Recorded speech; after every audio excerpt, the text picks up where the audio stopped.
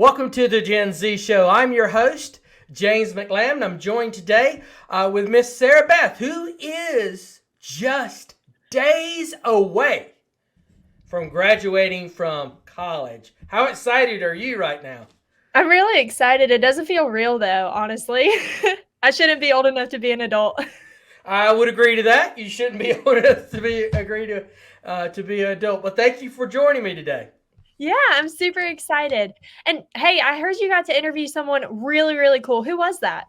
Well, for this interview is one of the few times that I actually did the interview by myself, and I got to interview Mr. Michael Hirsch. Now, Michael Hirsch is from a wonderful organization called Loveworks, which is out of Oklahoma. And this organization works to help build character, life skills, and provide real work opportunities and help middle schoolers and high schoolers build businesses. Nonprofit does excellent opportunities there. They really are about helping develop character, confidence. I just loved my time. One of the things I loved about it was there's just a lot of synergy between what they do at Loveworks and what we talk about doing here at Generation Ziegler. Well, that's super cool. Hey, what are our viewers going to learn today? What are they going to hear about? Well, they're really going to learn about the importance of character development in young people, the importance of developing confidence, and there's also about a program that he has with his organization that they call the Business Boot Up Camp. Business Boot Up program. And what that is providing young people like middle schoolers, early high schoolers, opportunity to be young entrepreneurs and develop their own business. It is amazing. And listen, you guys are going to need to look at the show notes because you can get some of the leadership material, some of the character development material from his organization. You don't have to be necessarily in Oklahoma to participate in this. Anywhere can participate in this, but I just really love my time with him. And we also going to put a link down to his podcast as well. Well, that sounds really exciting. So let's go ahead and let's just watch it. All right, let's go straight to the show.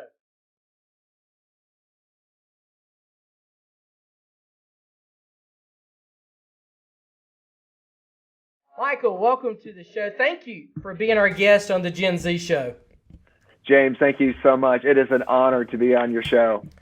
Well, you and I connected because of a mutual friend, Brandon, who came through one of our youth certification classes, and he's done some conferences for you too, hasn't he? He has. He spoke at Loveworks, at our summer camps, and also part of our after-school leadership programs for middle school students. And as you know, definitely one of the biggest dreamers and activators that I know. That is a very, very good way to describe him. Biggest dreamer and activator. I like that. He should put that on his card. That should be the front of his card. Just his name and big dreamer and activator. Nothing else. That should be his title. So I like that. Well, Michael, we did my co-host and I did a little intro to you beforehand, but our audience wants to hear from you just a little bit about you and share with the Gen Z audience, our Gen Z community, a little bit about who you are.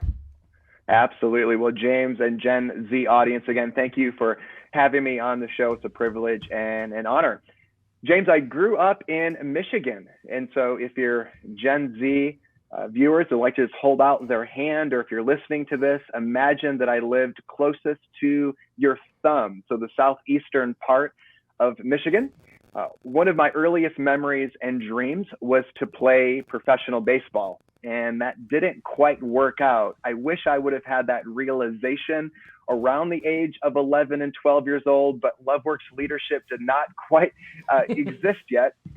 But that eventually led me to Arizona, where I was playing with Arizona State's practice baseball team. And if that tells you anything about my ability to play baseball, I wasn't quite good enough, James, to make it with the first team. But that's when I had the realization that there had to have been another plan for my life. And it's actually at that period of time in my early 20s, I was 21 years old, when I began my walk with God. And that just led me on an adventure of a lifetime.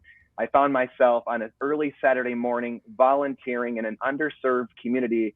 And it was that moment and just kicking a soccer ball back and forth with the youth that changed my life and trajectory forever. That eventually led me to Tulsa, Oklahoma for the first time, where I graduated at ORU and met my wife, Selah. And we've lived in various parts of the country, but we moved to Oklahoma a second time about 11 years ago, where I moved here to co-found the organization that I'm leading today, Loveworks Leadership. My wife and I now have 3 zany kids, ages 5, 7, and 8. And for fun, you'll find me training for full Ironman races. I just completed my 13th in Madison, Wisconsin. Wow. Okay, first off, that's impressive to do the Ironman. I'd really have respect for that. And second, you and I are also going to geek out about baseball sometime, because that was my passion as well. I went to North Carolina State, wasn't able to play college, but I love baseball as passion.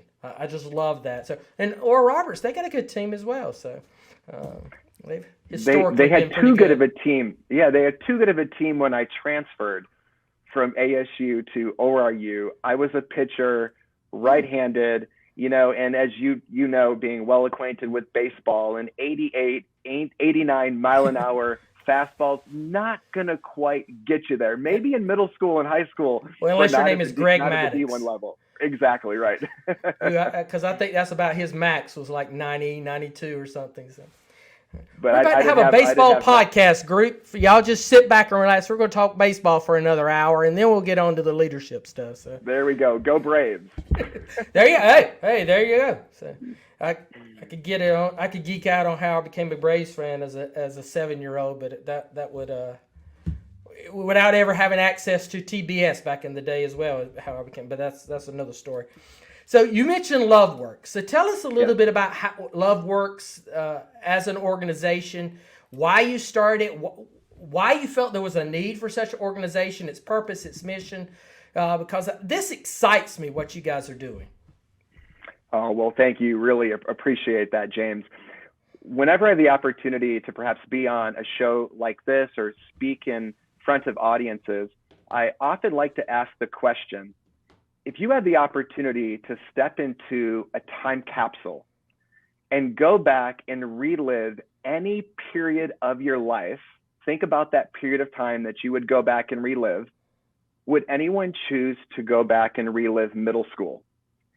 And James, very few hands go up.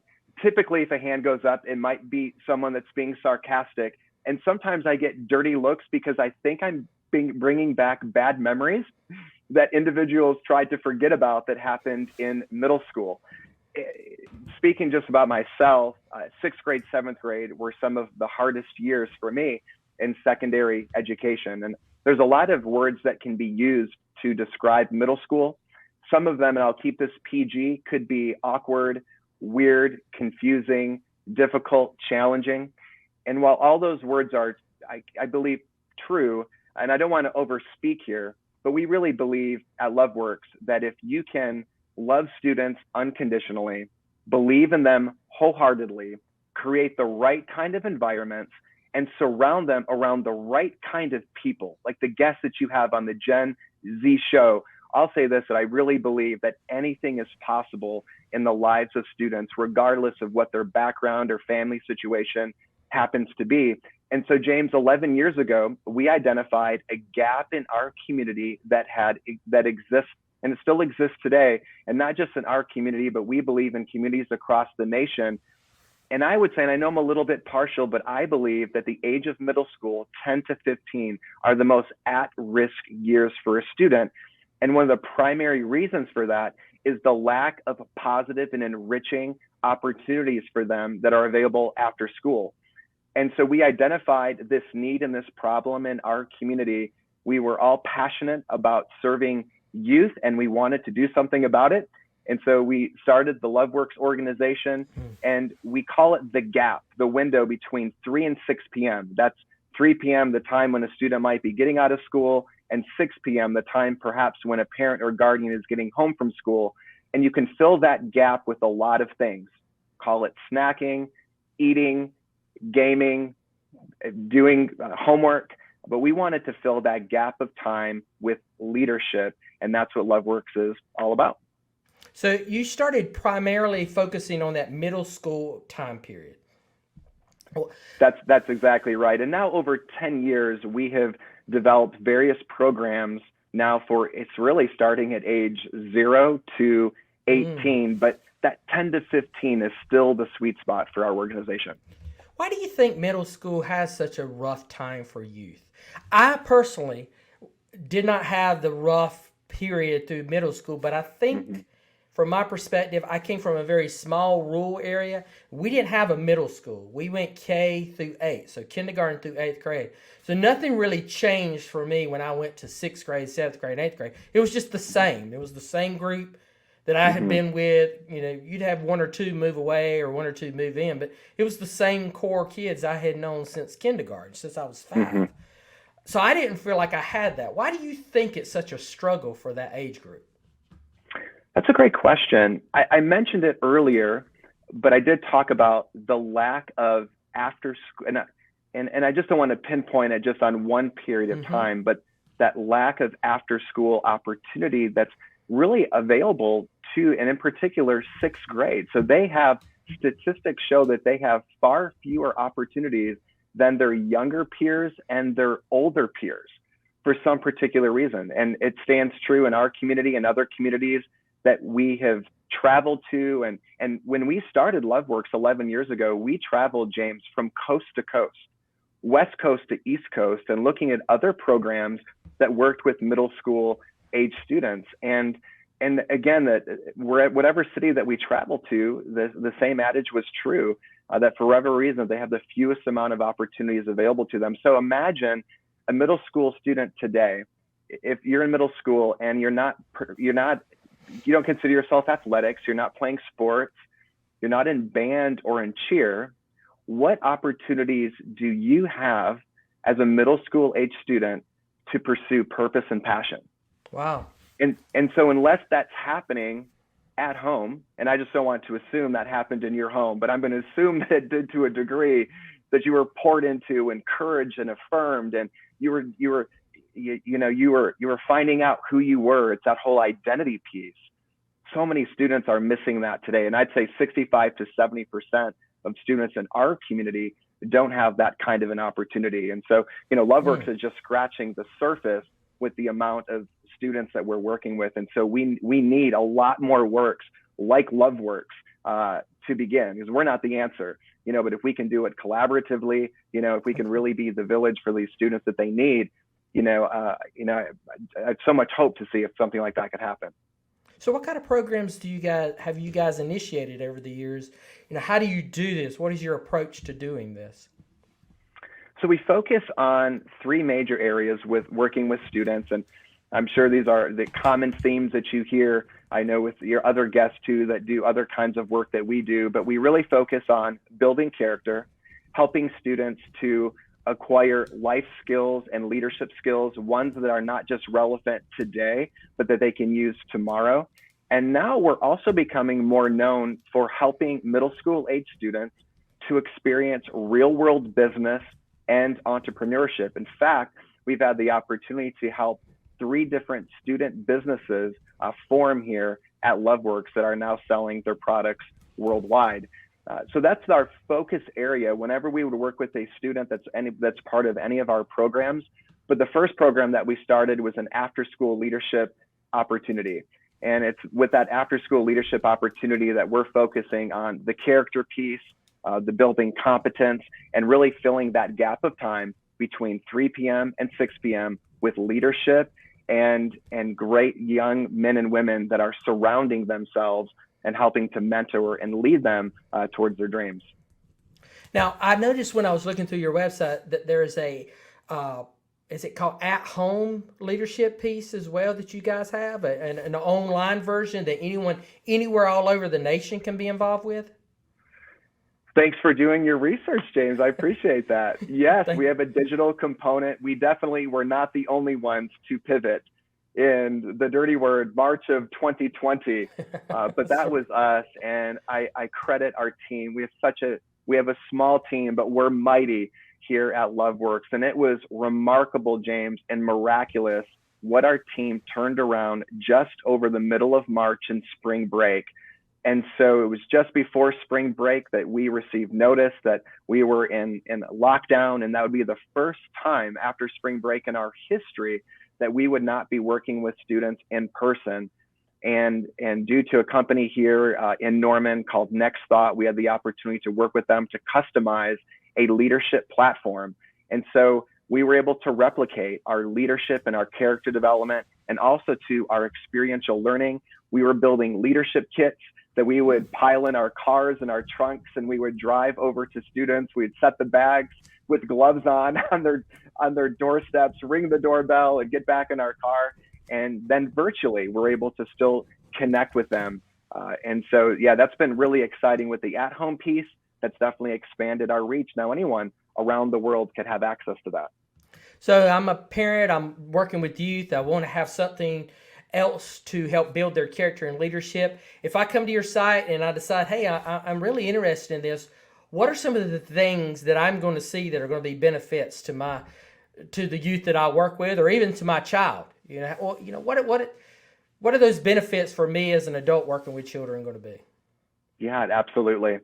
Well, there's the leadership component, and I hope more than anything that we are going to be a good echo, that we're going to be that second voice, that third voice in the auditory ears of your student, to be able to help them to grow in leadership skills. We're going to provide digitally opportunities for them to do passion discovery, and that's through the experiential learning component and piece. You mentioned now explain to me what that means, passion discovery, because I love that phrase. I love those two words together. That's cool. Thank you. So whether we're working with a student here in person as part of our after-school leadership opportunity, or on the at-home with our leadership kits, well, we'd provide you, James, I'd love nothing more than to be able to hang out with you and go do lunch or go do dinner. And one of the first things that we would receive walking into a restaurant would be a menu. And so we give a leadership and career interest menu to our students. And on that menu are different categories. And they could range from technology to art, culinary, gardening, media, the list goes on and on. And we ask a student to select an area of interest. Now, most likely, they're probably not yet using the word passion, but they're going to use the word interest and rank it 1, 2, or 3. Where do you feel the most drawn to? And then we'll provide an experience in person with the great professionals we work with in our community that have experience in that particular area. And we do very short-term projects. We give them a clear starting line and a clear finish line. These projects are short, anywhere from 3 weeks to 4 weeks to 5 weeks, which is ample time and opportunity for them to experience a win-win. So in other words, whether it's through the digital platform or if it's in person, if a student selects culinary and they're working in person with a chef or on a virtual call with a chef, and they're working over the course of a few weeks on learning about just the industry of culinary, they're getting a chance to get their hands dirty in the kitchen, which I think is just so important, just creating action and momentum and getting them moving forward. After that 4 weeks, 5 weeks, they complete their project, they reach their goal, and they give a short presentation. They can do that online and they do that in person. And here's the win-win. A student that signs up for culinary decides that after the 5 weeks, they had a great time, they learned some things, they ate some food, but they decided to him or herself that they're going to make a decision to continue eating food for the rest of their life. It's a win because they'll have the opportunity to discover at that 11, 12, 13, age range that that's not something just for them. But then they get a chance, James, to hear other student presentations. And so it could be someone in robotics. It could be someone in health and nutrition. And they hear about it and they think to themselves, oh, I would like to give that an opportunity. And so they transition and they move towards that. So imagine at that early age, beginning to make that process, that passion discovery, what energizes you? And also to, what are you experiencing that you think to yourself, oh, this would be a way that I could be a positive contributor, out in society, in communities. And for us, that's the win-win when we get students in these types of passion projects. That's amazing that they get that opportunity to do that. I didn't know. That's amazing. This needs to be scaled. We need this in every city. We need this everywhere. I mean, Oklahoma, you guys got something great going on. It needs to be in the other 49 as well. This is amazing. Well, I mentioned James that our mutual friend Brandon is the biggest dreamer I know. I take that back. He's the second biggest dreamer I know. You are the biggest dreamer. You're very kind. You're very kind. But this is a great opportunity. I can see parents and the adults getting excited about it. And what are some of the success stories that you've had of youth coming through this? I mean, obviously nothing, we don't want to reveal anything personal for this youth, but I'm sure there's some stories of, hey, this kid came in, had no focus, and they've come out and they're on fire for something. I just love that kind of stuff. So. No, well, thank you for asking. Share one brief, just individual story of a student that started at Loveworks when she was in the 6th grade. And I think, James, she was she had so much energy that she was doing cartwheels and jumping jacks simultaneously while walking through the doors of our campus, and you could tell that sitting in straight rows and desks, while not bad, did not necessarily provide her the outlet and opportunity that she needed to be able to expend that high energy that she had. And so it was through just experiential learning opportunities here at Loveworks that she was able to discover one of her passions. That was for gardening and landscape. On the flip side, she was able, through a mentor, had an interest of learning more about the world of nonprofit. And this particular student came from a challenging single parent family, has 3 other siblings, one with special needs. And so just a challenging home life. And, we've had the opportunity now, James, 7 years later, to be able to see this student go on to pursue her college degree over at the University of Oklahoma. James, and we experienced a challenging time in 2018 financially. She was one of our first donors and continues to be a donor to this day. And she's also had an opportunity successfully to write her first 2 grants that Loveworks has just been the recipient of while she's studying as a major nonprofit management. So that's just one story, and we may touch on this in just a few minutes, but then also to just seeing what's been happening along the lines of business and entrepreneurship has been just nothing short of remarkable. Yeah, I wanted to pivot and go into your business boot up program, because I think that's an overlooked area that many that work with youth do not think about. We think about character development. We think about working on self-image and relationship skills. We even think about working with soft skills, helping their speaking, public speaking skills. We had an earlier interview back last spring with someone who trains public speakers that resulted from a parent telling me that they didn't think their child needed to learn public speaking, which just totally blew my mind. But we see all those types of things being focused on, but I don't think we think about training the next generation of entrepreneurs, of business owners, of business managers. So how did this idea originate? Out of the heart of one of our 6th grade students that started just dreaming here, James. You can kind of see a mantra behind me here, or your listeners will just be able to imagine this, but I'm sitting in front of a ball pit. And in front of this 28,000 ball pit, we have one of our cultural expressions, and our mantra says that dreams come true here. And so about 5 years ago, we had a student that was, and again, not to go into all the details, but walked into our campus here at Loveworks in a very just challenging situation at home and in school. James, I don't recall those first few weeks or maybe a couple months that I really even saw her eyes and walk into our campus with her head towards the ground. And we had one of our experiential passion projects that we were talking about earlier, and it was a culinary opportunity where they were working with a chef and a business owner that just sold his business. And they were working on a salsa recipe. And even for the salsa haters and the queso lovers, like I'm telling you, James, I know I'm partial, but I think they would even love this salsa. They were doing such an incredible job with just the recipe. And this student just dreamt out loud. She didn't even know that she was dreaming, just having a conversation like you and I were having. And she said, what if one day our salsa was sold on the shelves of grocery stores? Well, little did she know that it would take about 2.5 years of hard work to get there. But we created a team, a business team. Business team worked with our attorneys, and they formed a for-profit entity called Real Kitchen. And our students began to manufacture salsa on Thursdays after school from 4 p.m., sometimes to 7 o'clock at night, 9 o'clock at night. There was getting a point, James, where yellow lights were flashing, and I'm thinking we could be in danger of child labor here. We need to figure something out along the lines of manufacturing. They're waking up, James, at 6 a.m. on Saturdays to set up their tent and their table for Real Kitchen Salsa at the farmer's market and selling their salsa.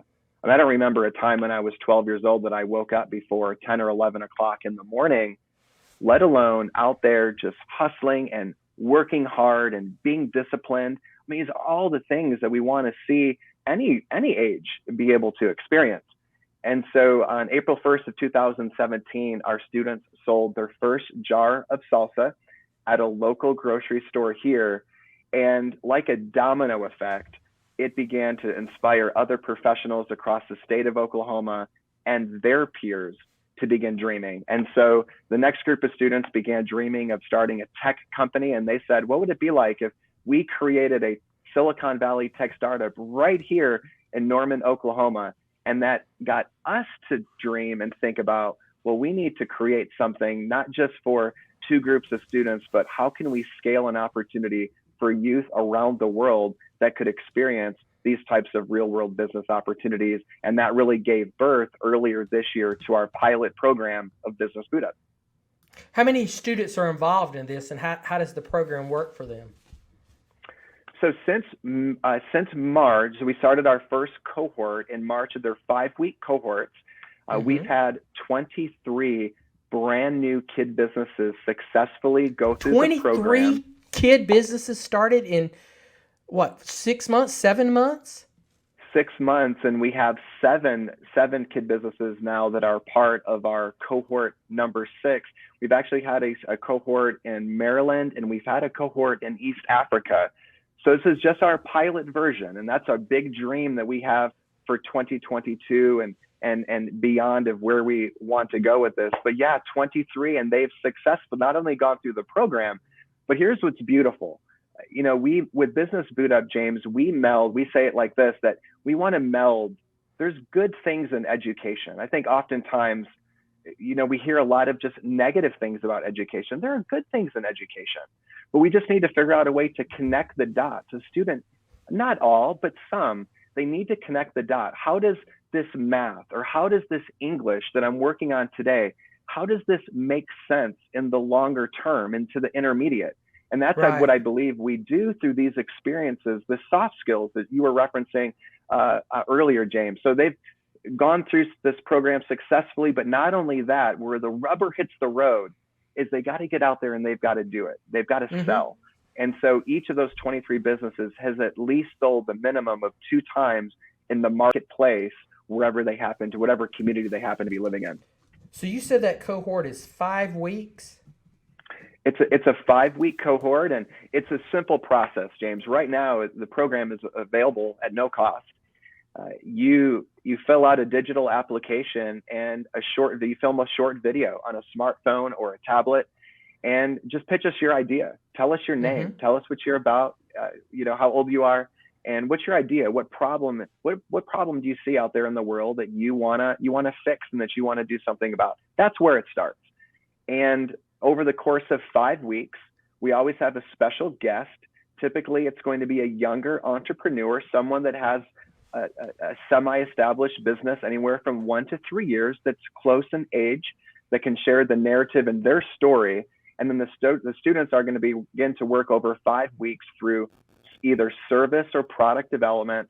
Week 2, we'll get into finance, accounting, and budgeting. Week 3, marketing and promotion and branding. Wow. we'll work on their pitch throughout the entire time. And then in the 5th week, then we'll have the opportunity to see it all come together and prepare them for the marketplace. And so I think go ahead. Oh, sorry. I was just gonna say, I think someone that Zig Ziglar, has a quote. He says, you don't have to be great to start, but you have to start to be great. And that's the end game for us. It's not saying to you today and to your listeners that we're going to go and we're going to start a 1,000 companies. That's not necessarily the end game. I would say the company, the for-profit entity, is the unicorn, but we just want to get them to start. We want to get them out there trying something, failing something, and we call it win or learn. It's not win or lose, but it's win or learn. So just to get out there and start it, and I believe that's the beginning of the pathway to greatness. John Maxwell wrote a book that was entitled "Sometimes You Win, Sometimes You Learn," which is that same concept. And he actually wrote a youth version of that book as well. Sometimes you win, sometimes you learn. I can't remember the subtitle of it. That's for a youth version of it.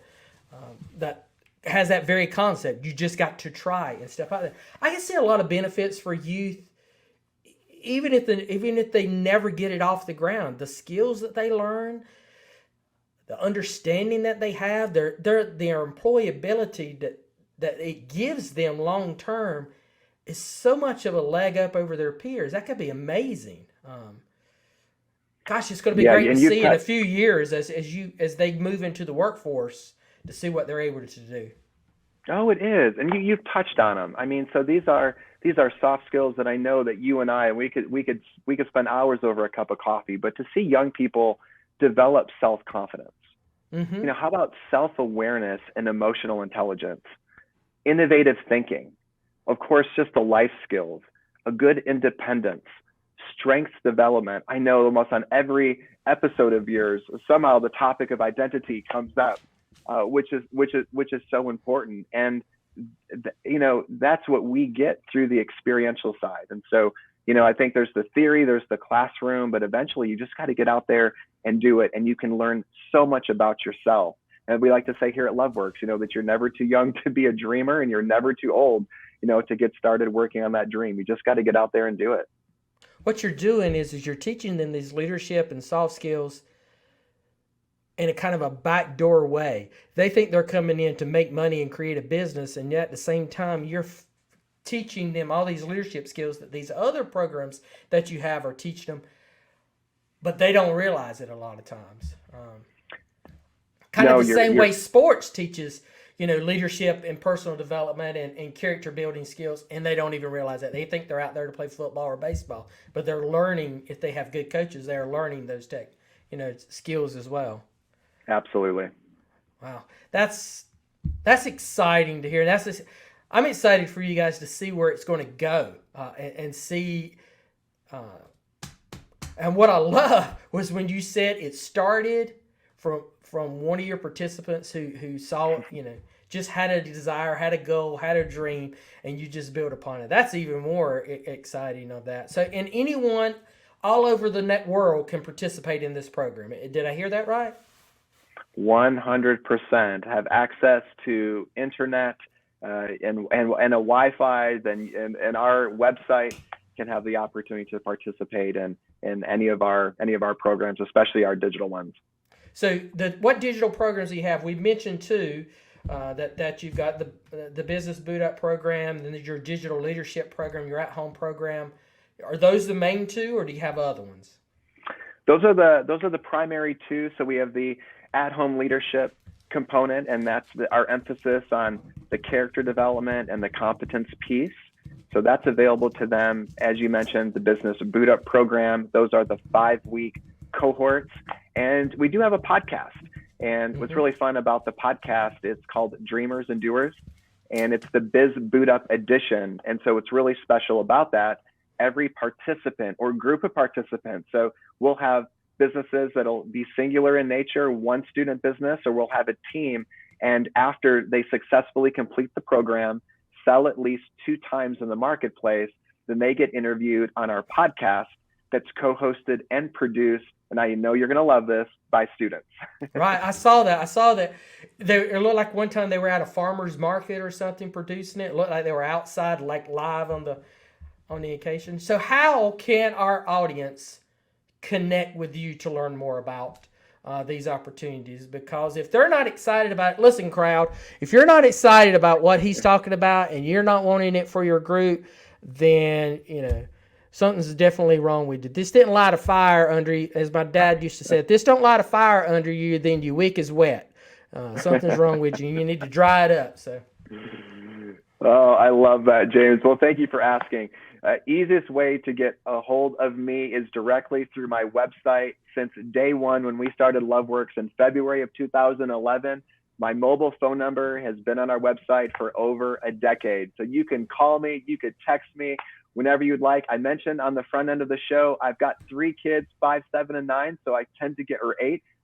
Almost 9. I get to bed a little early, but I promise you in 24 hours, I will get back with you. Otherwise, if you'd like to learn more, of course, you can check us out on loveworksleadership.org, where you can see all things leadership, especially the digital components that we talked about. If you're interested in starting a work like Loveworks, you don't want it to be Loveworks, but you want it to be something else. You have a dream. We would be more than happy to have a conversation with you to help share just lesson learned over the last 10 years. We can't reach all the kids, and so we need you to do your part. And then on YouTube, you can find us there as well, Loveworks Leadership, Dreamers and Doers, and have access to the Biz Boot Up Edition podcast that's hosted by our students, and get a chance to hear from the young entrepreneurs that start as early as, James, believe it or not, as early as 7 years old to 15 years old.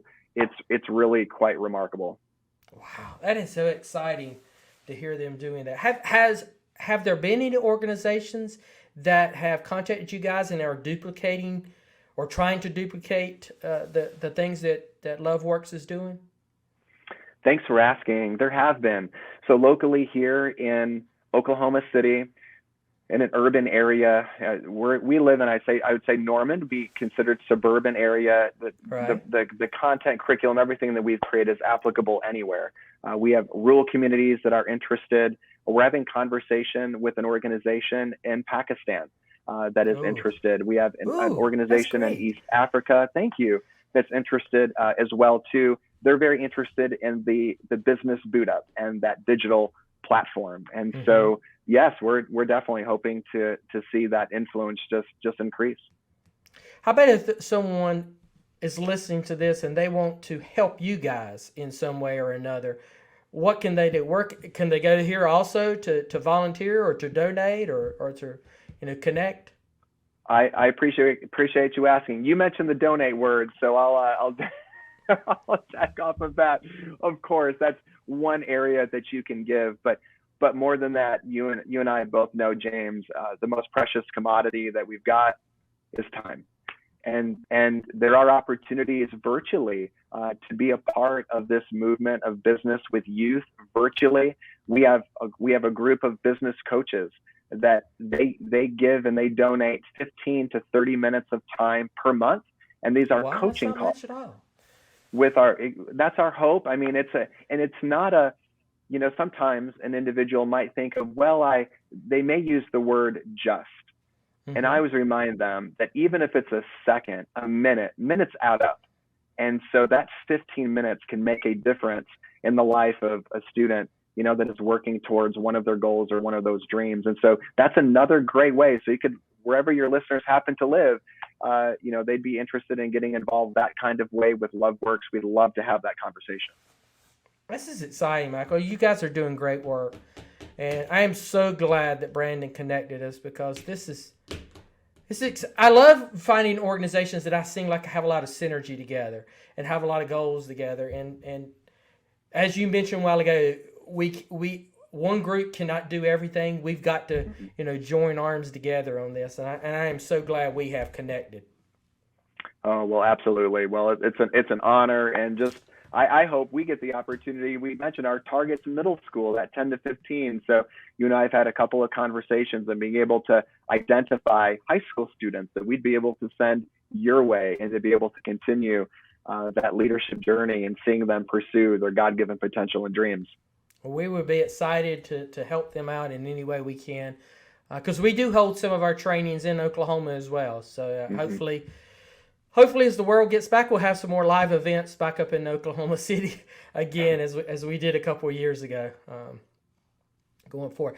So listen, Gen Z audience, someone that you know needs to hear this message. So I want you to like, share, and comment on this, and dwell upon it. Connect with Michael, connect with Loveworks Leadership, connect with them at loveworksleadership.org so that you too can help youth, especially in this business boot up. That is such an amazing program. So I want to encourage that. Thank you again, Michael, for joining us today. I've really loved our conversation.